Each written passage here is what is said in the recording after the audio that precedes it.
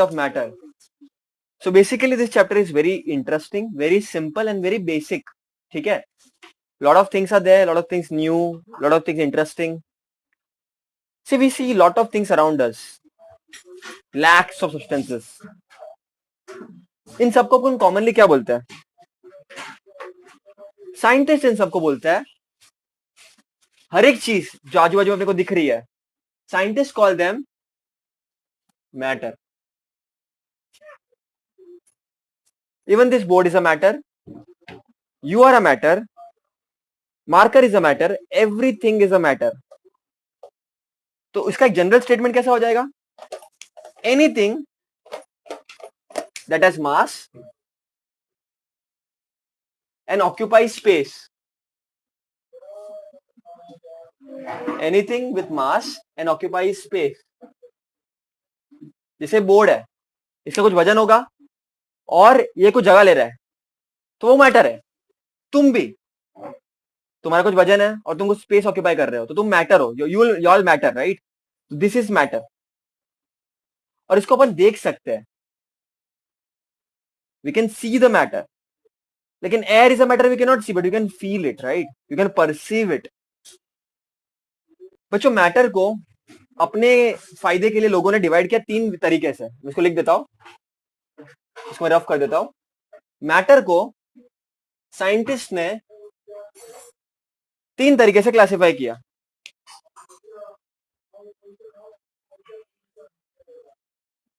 Okay, 3 तरीके से classify किया. Elements, compounds and mixtures. Elements, compounds and mixture. एक एक करके देखते हैं अपन. पहले लेट अस सी एलिमेंट्स. बच्चों, एलिमेंट्स मतलब क्या? जिनको आप आगे डिवाइड नहीं कर सकते.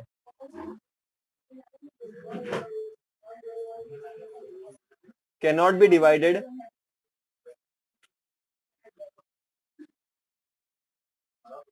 into simpler substances.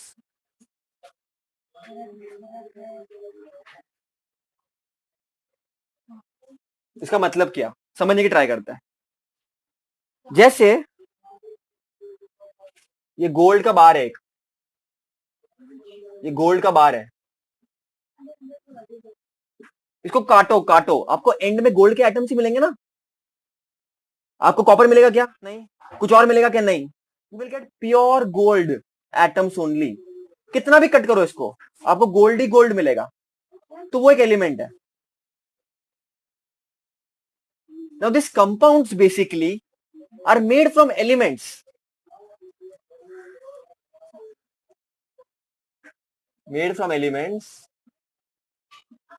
Made from elements chemically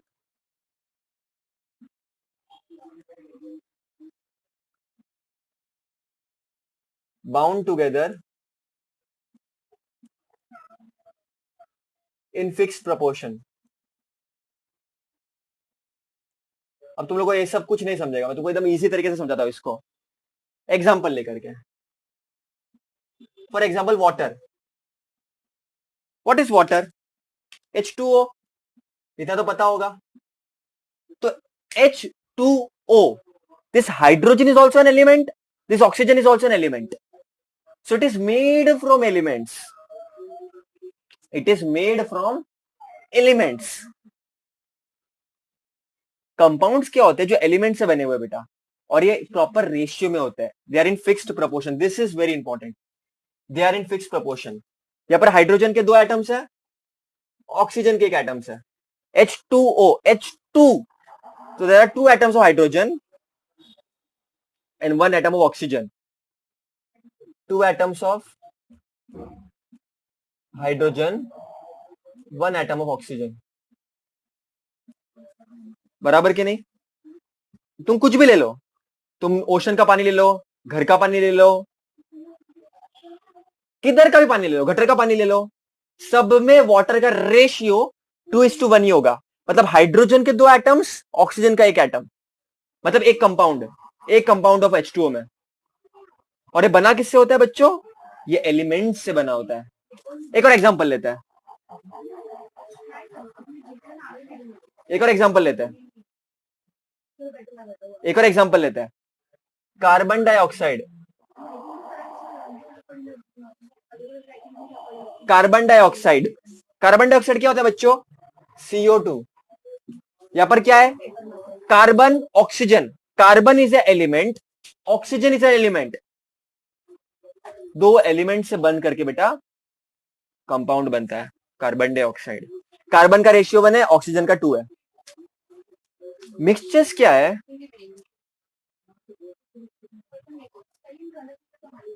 to और मोर substances, two or more substances which are mixed in any proportion.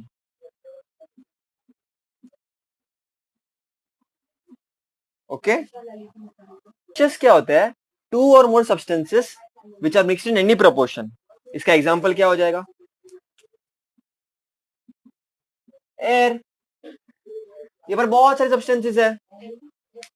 Carbon dioxide है, हीलियम गैस है, हाइड्रोजन गैस है, ऑक्सीजन है, नाइट्रोजन है, कितना कुछ है और अलग अलग प्रोपोर्शंस में। भेलपुरी, कितने सारे सब्सटेंसेस है। यहां पर कैसा है? रेशियो फिक्स्ड है 2:1, 2 हाइड्रोजन 1 ऑक्सीजन। यहां पर ऐसा कुछ नहीं है, उसको हम बोलेंगे मिक्सचर्स। तो we have seen matter, we have seen elements, compounds, mixture. Let us understand one very beautiful concept. I have a house, ठीक है, I have a house. The entire house will be made up of many bricks. House will be made up of many bricks.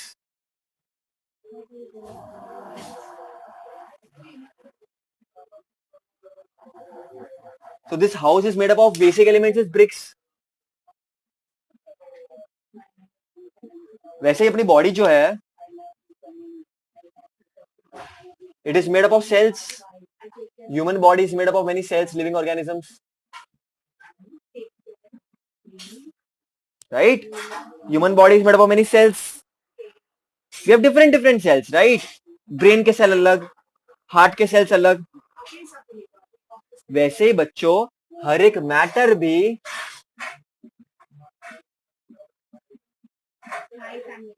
बना है atom से, smallest units. Okay, so the smallest unit of matter is atom, small particles. Like for example, again I'll give you an example of gold only. You have gold, अब break करो इसको, अब break करो, break करो, break करो, break करो, smaller piece, तो last में आपको एटम मिलेगा एक। तो स्मॉलेस्ट यूनिट है फिलहाल तुम्हारे सिलेबस के लिए। हायर सिलेबस में जाओगे तो इसका भी कुछ आगे आगे चीजें तुमको मिलेगी, लेकिन फिलहाल के लिए एटम है। लास्ट में तुमको क्या मिलेगा? Atom of gold. तो ये मैटर का, एक मैटर है, इसका स्मॉलेस्ट यूनिट एटम है।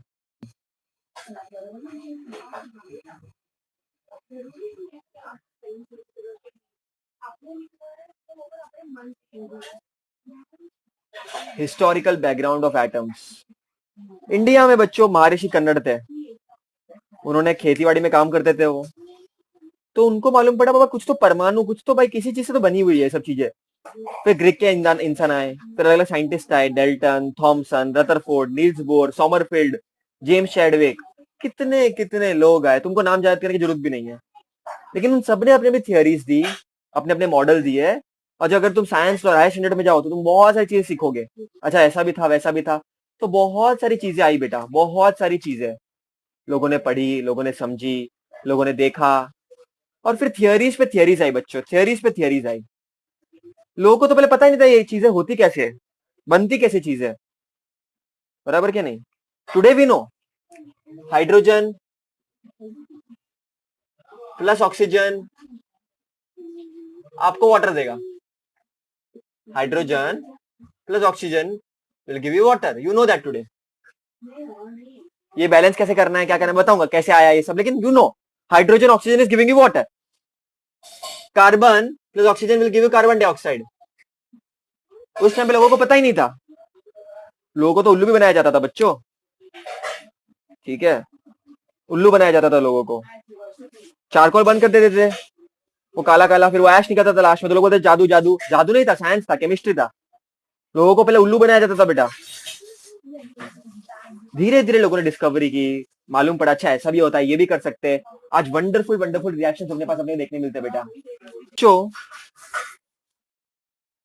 जैसे लगे जैसे टाइम आगे बढ़ा, साइंटिस्ट आए, लोगों ने अलग अलग चीजें पढ़ी, अलग अलग लॉज आए।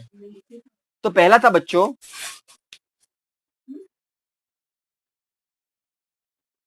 Law of conservation of matter.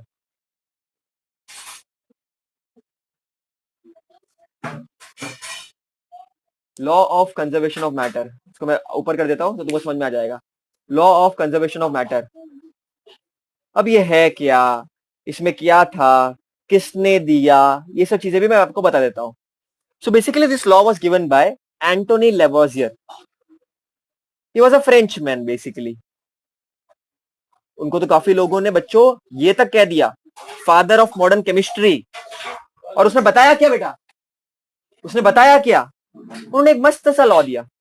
क्या लिखा उन्होंने, मैं पहले लॉ बताता हूं फिर मैं तुमको एक्सप्लेन करूंगा उसका मतलब क्या है।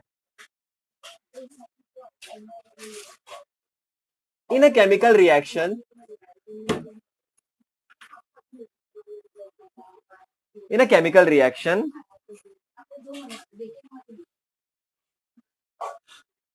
The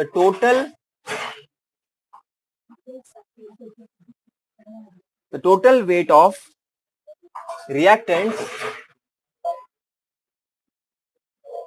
is same as total weight of products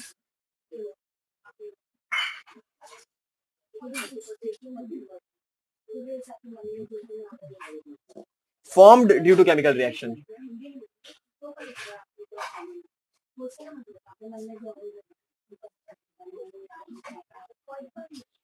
हमको कुछ नहीं समझा, टेंशन मत लो, मैं हूं ना। In a chemical reaction the total weight of reactants is same as the total weight of products. इसका मतलब क्या, समझने की ट्राई करते हैं बेटा। पहली बात तो ये रिएक्टेंट क्या होता है, ये प्रोडक्ट क्या होता है, केमिकल रिएक्शन क्या होता है, तो अपन अभी देखा। फॉर एग्जाम्पल लेट्स से अपने भी देखा ना बेटा, क्या देखा अपन ने, hydrogen plus oxygen gives you water. तो बच्चों जो रिएक्ट करेगा आपस में हाइड्रोजन और ऑक्सीजन, उसको हम बोलेंगे रिएक्टेंट्स। और जो अपने को मिलेगा, ये एरो पॉइंट करता है, जो अपने को मिलेगा दैट इज प्रोडक्ट्स। और ये जो टोटल हो रहा है बेटा पूरा का पूरा, इसको हम बोलते हैं बच्चों chemical reaction.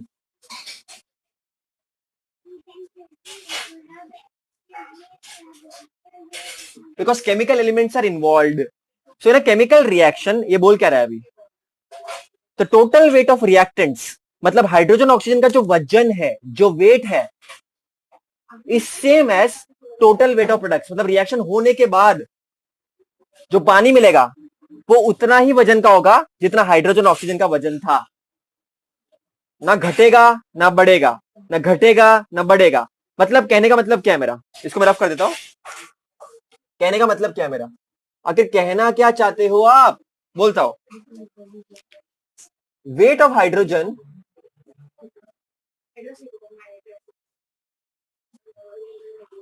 Plus weight of oxygen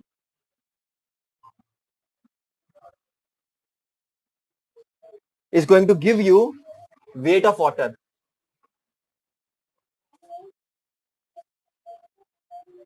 Weight of hydrogen plus weight of oxygen is going to give you weight of water. अब कितना वेट, कैसा वेट, हमको कैसे मालूम पड़े, don't worry, we will deal all this things ahead in the chapter. मैं आपको बताऊंगा कैसे कैलकुलेट किया जाता है बच्चों ये सब चीजें। मैं आपको एग्जांपल के तौर पे बता देता हूं। हाइड्रोजन अगर मैं 2 ग्राम लिया और ऑक्सीजन 16 ग्राम लिया, तो पानी मुझे कितना मिलना चाहिए, गेस करो। अगर हाइड्रोजन मैंने 2 ग्राम लिया, ऑक्सीजन मैंने 16 ग्राम लिया, तो मेरे को वाटर कितना मिलना चाहिए, गेस करो। इसका जितना है टोटल उसका उतना होगा, रिएक्टेंट का जितना है उतना प्रोडक्ट का होगा। गेस करो, चलो तुम लोग की आवाज आ रही, बताओ, गेस करो। Weight of this should be equal to this. So ये yes, this will be 18 gram. 2 plus 16 18 is equal to 18। मतलब जितना रिएक्टेंट का वजन है उतना ही प्रोडक्ट का होगा। कोई जादू वादू नहीं है इधर। कुछ उड़ गया, खत्म हो गया, चला गया, ऐसा तो होगा नहीं। कोई भूत प्रेत का भी चक्कर नहीं है, बराबर। तो जो इसका है वो इसका ही रहेगा। लॉ ऑफ कांस्टेंट प्रोपोर्शन, ये लॉ दिया था बेटा जोसेफ लुइस प्रोस्ट ने। ओके, ये लॉ ने क्या बोला?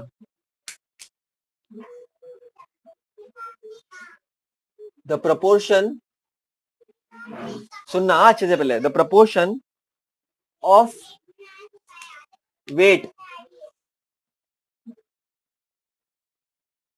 The proportion of weight of the constituent elements,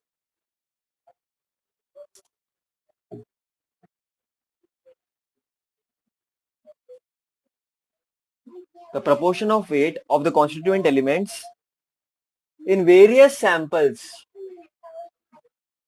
in various samples of the compound is fixed। हमको कुछ नहीं आता, हमको समझा ही नहीं, टेंशन मत लो बेटा, पूना मैं एक एक चीज समझ जाएगी। The proportion of weight of the constituent elements in various samples, now this is very important, various samples of a compound, कोई एक कंपाउंड लेना है अपने को। चलो एक काम करते हैं, अपन वाटर ले लेते हैं। अब मैं अलग अलग जगह से वाटर लेता हूं। मैंने आइस वाटर लिया, मैंने काम कर दिया सॉल्ट वाटर ले लिया, चलो रिवर वाटर ले लेता हूं। मैंने काम कर दिया, मैंने एक नाले से वाटर ले लिया, नाले का पानी, अलग अलग जगह से मैंने पानी ले लिया, बराबर। ये लॉ क्या बोलता है? वेरियस सैंपल्स लो एक पर्टिकुलर कंपाउंड के, वो कंपाउंड मेरा पानी है for example. The proportion of weight of the constituent elements, constituent elements का मतलब क्या बच्चों? वाटर है तो वाटर यहां पर भी H2O होगा, यहां पर भी H2O होगा, यहां पर भी H2O होगा, यहां पर भी H2O होगा। ऐसा होता है कि नाले में H2O नहीं होगा, कुछ और होगा? अरे बाबा, पूरा नदी भी H2O है और एक ड्रॉप भी H2O है। तो even if you go to some sea, नाले में जाओ, पानी में जाओ, किधर भी जाओ, वाटर H2O ही होगा, बराबर कि नहीं? वो तो समझ में आया ना, 1:80 होगा। एक और एग्जांपल लेते हैं बेटा, एक और एग्जांपल लेते हैं, चलो तुम्हारा और कंसेप्ट क्लियर हो जाएगा। Let's say we are taking carbon dioxide, let's say we are taking carbon dioxide,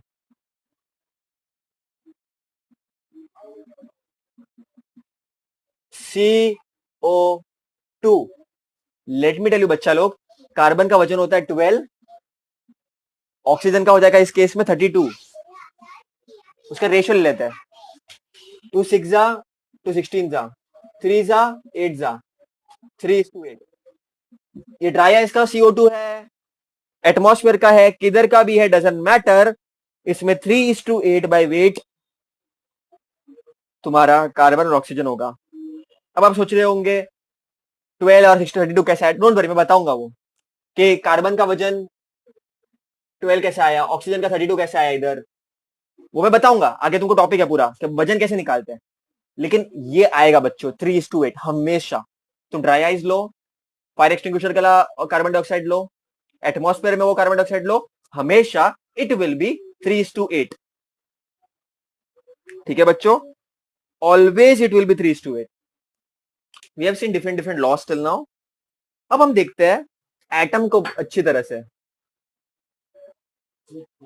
atom का साइज, एटम का मास, जो तुमको मैं बता रहा था, एटम की वैलेंसी। ओके बेटा, पहली बात तो एटम, पहली बात तो मैटर किससे बना हुआ है? एटम से। हर एक चीज एटम से बनी हुई है। बेटा बता दूं, ये एटम की size very very small, naked eye से तो आप देख ही नहीं सकते, एकदम पावरफुल माइक्रोस्कोप चाहिए उसके लिए। ठीक है बेटा, तुम्हारी बुक में 2-3 माइक्रोस्कोप के नाम दिए है ना? Ion microscope, field ion microscope, electron microscope, electron microscope, electron microscope तुम्हारी बुक में देके रखा है। तो ये सब नाम बच्चों देके रखे। तो ये सब माइक्रोस्कोप की मदद से आप यू कैन सी एटम को एकदम internally if you want to see. लेकिन इतना इजी नहीं है बच्चों, इतना इजी नहीं है बच्चों। क्यों इजी नहीं है? Since it is so small we need to set some parameter. अगर ये एटम है बच्चों, अगर ये एटम है फॉर एग्जांपल, ओके, अगर ये एटम है, एटम को तुम ऐसे ही नहीं पढ़ सकते, कुछ तौर तरीके तुमको समझने पड़ेंगे बच्चों, तुमको कुछ तौर तरीके समझने पड़ेंगे। अब कौन से तौर तरीके और क्या समझना है देखते हैं बच्चों। एटम को पढ़ने के लिए एक नया एटम डिस्कस करूंगा तो तुमको टेंथ में बहुत काम आएगा बच्चों, बहुत काम आने वाला है तुमको टेंथ में। उस टर्म का नाम है atomic radius. This is very important. Atomic radius is very very important. ये होता क्या है बच्चों, ये होता क्या है, व्हाट इज दिस? समझो क्या एटम है, तो एटम के अलग अलग शेल्स होंगे बच्चों, तुमने 8 में पढ़ा होगा ना, K shell, L shell, M shell, सब पढ़ा होगा ना तुमने। अलग अलग शेल होते हैं, इलेक्ट्रॉन जिसमें घूमते हैं। अरे बाबा, एटम में क्या होता है? प्रोटॉन होता है, न्यूट्रॉन होता है, और इलेक्ट्रॉन घूमता है ना, इलेक्ट्रॉन घूमता है ना बेटा, पढ़ा है कि नहीं इतना? एटम में क्या क्या होता है? प्रोटॉन और न्यूट्रॉन होता है।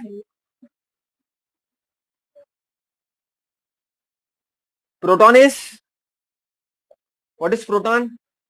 It is positively charge, neutron neutral. और इलेक्ट्रॉन्स कैसे होते हैं? नेगेटिव चार्ज के होते हैं, जो घूमते हैं एटम की तरफ। Electrons are negatively charge, they revolve orbit around the nucleus.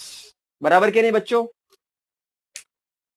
अब एटॉमिक रेडियस क्या होता है इतना तो, atomic radius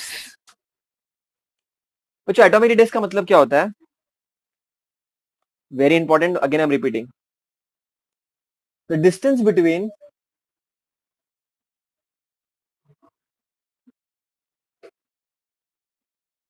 nucleus of an atom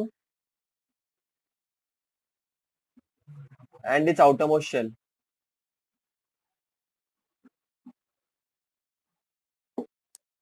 The distance between nucleus of an atom and the outermost shell, मतलब अगर ये न्यूक्लियस है, ये इसका बाहर का शेल है, तो ये हो जाएगा बेटा एटॉमिक रेडियस एटम का। इससे अपन मेजर करते हैं कि एटम की साइज कितनी है। ओके, न्यूक्लियस से आउटरमोस्ट शेल तक ये जो डिस्टेंस है बच्चों, इसको हम बोलते हैं एटॉमिक रेडियस। ओके बेटा, इस डिस्टेंस को हम बोलते हैं atomic radius. This is very important. और एक चीज बहुत इंपॉर्टेंट है बेटा, it is expressed in,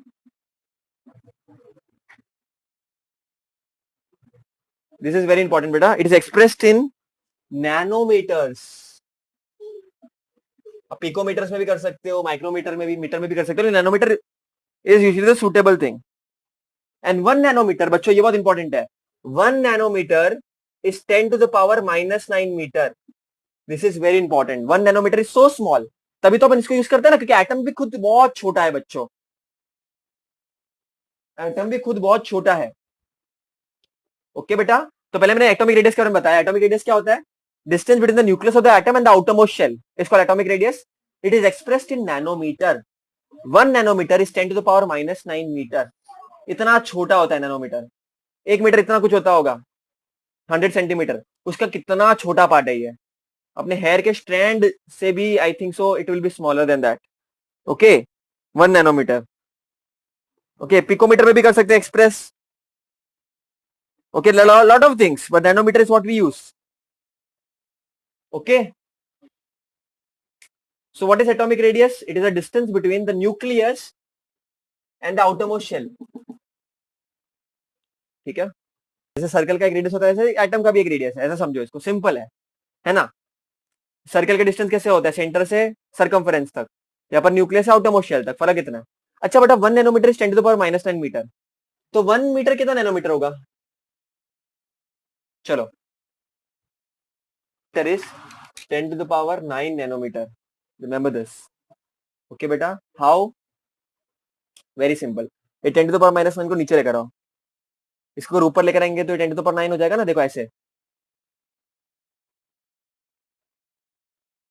1 nanometre is equal to 10⁻⁹ equal to 1 metre, तो इसको ऊपर लेकर आ जाएगा तो 10⁻⁹ nanometre is equal to 1 metre. The mass of an atom,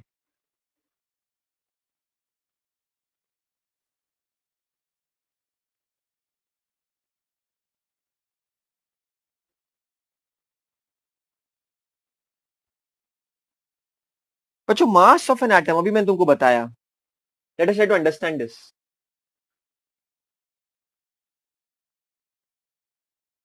एक एटम में क्या क्या होता है?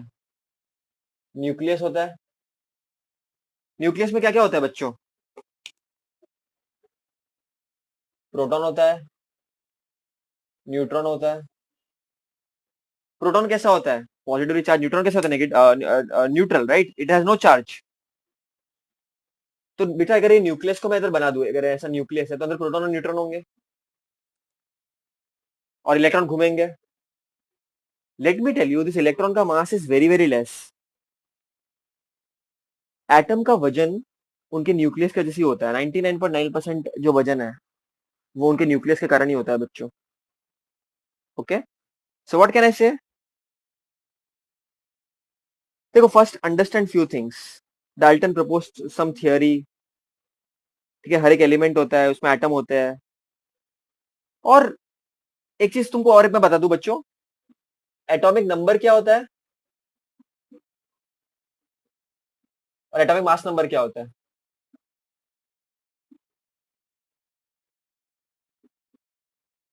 बच्चों एटॉमिक नंबर का सिंबल होता है, मैं सिंबल बता देता हूँ, जेड, और एटॉमिक नंबर क्या होता है? ए।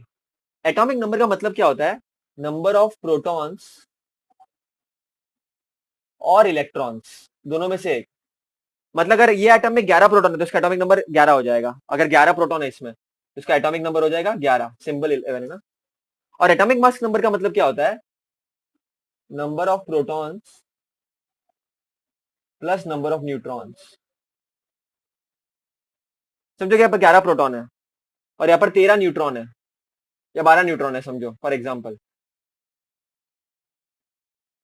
तो this is P plus N, proton plus neutron. तो इसका एटॉमिक मास नंबर कितना हो जाएगा? 11 प्लस 12 विच इज 23। ओके बच्चों, which is 23। So atomic number is number of protons और electrons, atomic mass number is number of protons plus number of neutrons, दोनों को मिला करके, और इसके कारण ही मास आता है, क्योंकि इलेक्ट्रॉन्स का तो निग्लेजिबल मास है, ना के बराबर है बेटा।